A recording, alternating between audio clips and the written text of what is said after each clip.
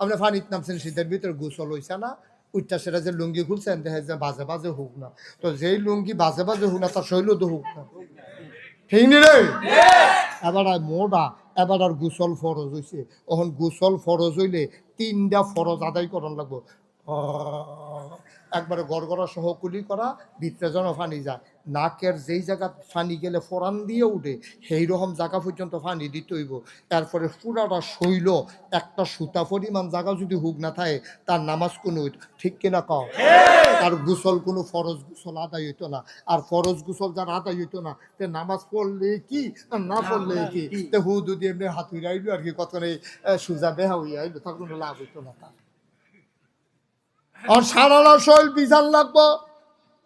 এখন আমার বইনের যে বিয়ে হইছে, বিয়ার ভিতরে নেইল ফালিশ দিছে রে, এখন এই নেইল ফালিশ লইয়া যদি ফরজ গোসল করে আদায় হইব নি রে?